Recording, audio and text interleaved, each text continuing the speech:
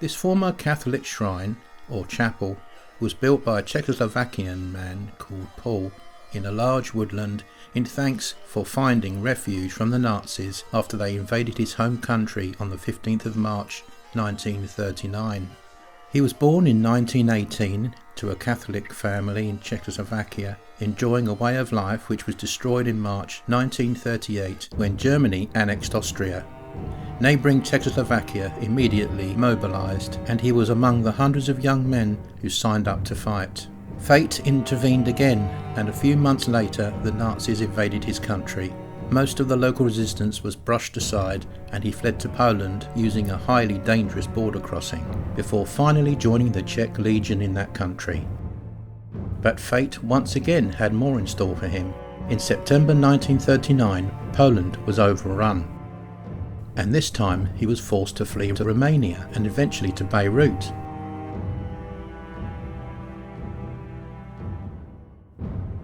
Then France, when he again fought the advancing Germans.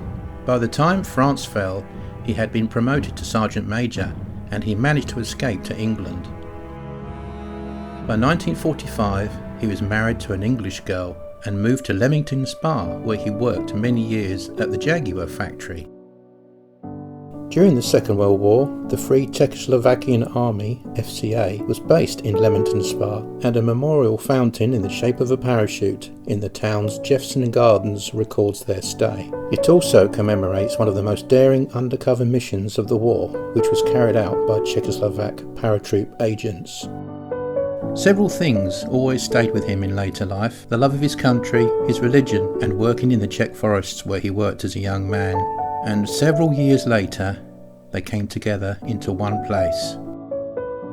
In the early 1970s, he purchased a 10-acre piece of Norfolk woodland. He eventually planned to build a chapel or shrine and erect a cross handmade by himself using materials and tools acquired by well-wishers. The chapel was built on an old Roman road and was officially consecrated in 1974. Since the shrine opened, several masses had been held inside, and a plaque was hung above the altar dedicated to his wife Monica. Paul's caravan was not too far away down the lane from the chapel, and he lived there up until his death. Near the end of his life, he became quite weak and frail. We were informed by a local man who knew Paul very well from childhood that he died from the foldable camping bed he used inside the caravan. It had spontaneously folded up on Paul while he slept on it, and due to his ill health could not escape, and probably suffocated. The remains of Paul and his wife are buried somewhere near the chapel in unmarked graves.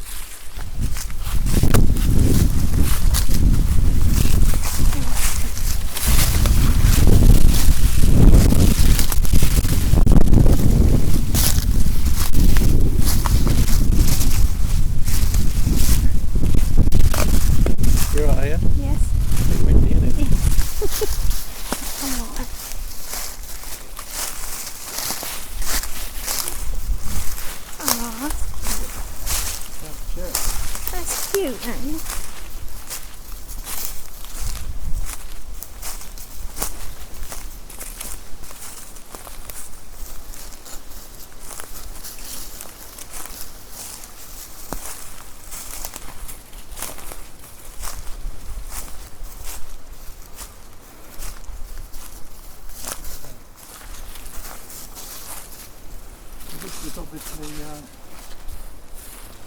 See, this is where the chap has stored all the bits and pieces. I think villagers from around the area provided him with all the necessary bits and pieces to help him along. We'll have a look inside the church in a minute, but we'll have a look at the impressive gates that were erected. Come this way, folks. Mind your feet on the...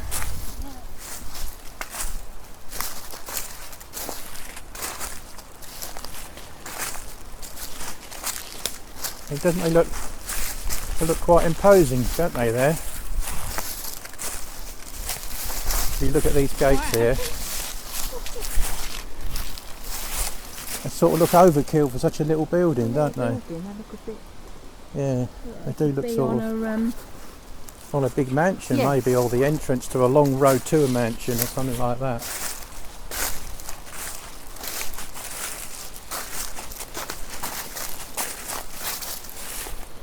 I mean, considering a lot of it was done by one guy, Czechoslovakian chap, impressive though, it's quite impressive. I suppose he must have got some help at some point. You couldn't just do this on your own. But obviously they're chained up for don't know why, but anyway. Yeah. I'm glad we didn't have to climb over these gates. Oh yeah. But yeah, Nice. very nice. Should we walk round here then, shall we?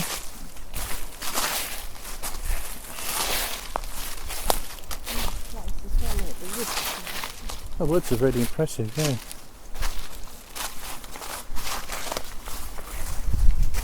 So I think what we'll do, we'll have a look inside.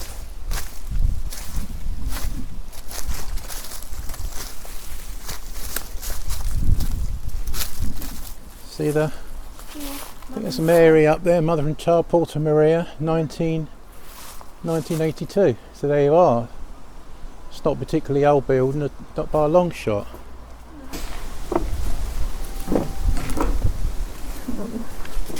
Here you go. Wow, it is tiny, isn't it? Oh my god, there's a logo. Wow.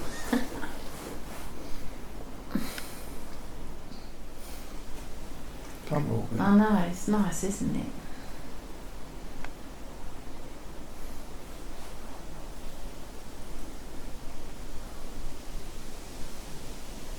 Very nice. Very doubtful how it works now. It's a shame there's a hole in the Yes. in the roof there, allowing the water to come down. It's a waste. And it's right where the pump organ is as well, which is a real shame. Look at those decorated pipes though. Yeah, no, they're beautiful, aren't they? Amazing, isn't it? Definitely.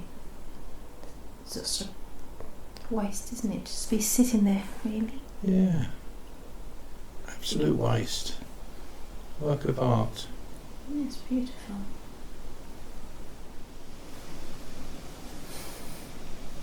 You figure there. Really is tiny, isn't it?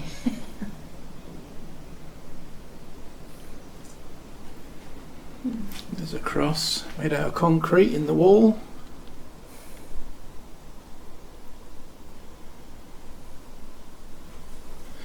Sancta Maria Immaculata Ora Pro Populo. I don't know what that means.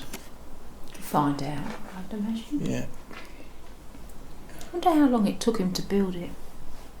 don't know. I mean, that door's hefty, isn't it? It's a huge door, isn't it? Got Look at some that weight door. to it.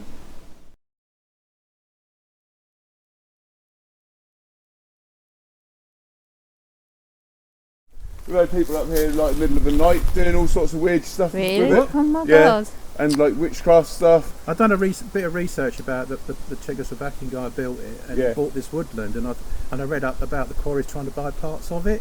No, well we've got the quarry, but he basically he was in the Second World War. He was prisoner of war. Yeah. They got him, and then because we looked after him so well, and he used to work in the car factories at Birmingham Okay. after the war.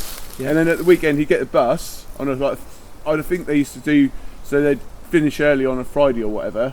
He'd get the bus from Birmingham down to here, but he had a like wooden shed where he used to live in there, and that's where he ended up dying. He was in a fold up bed, Yeah. and he was old and he was weak, and the bed folded up with him, and he was trapped in there. What And a that's- horrible way to die. yeah, and that's where he. But he was here. He loved it being here. If you know what I mean. Yeah. I remember we used to come up here at Christmas when we'd go in the wood and we'd be little with mum and dad and that, Yeah. and he'd be in there. And he used to frighten the life out of us when we were little, But around there he planted loads of beech trees, and he planted the Christmas trees to keep the light off them, to stop them the overgrowth and that. Any spirits here like to talk to us?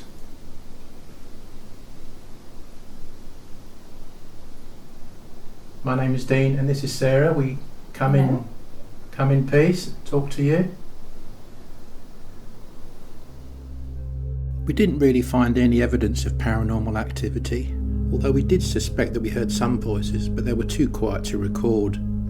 Nevertheless, this tiny place has an interesting tale to tell, but unfortunately it has slowly been taken by nature, with no plans of restoring it. Anyway, thanks for joining us, folks, and hopefully you'll join us on the next one.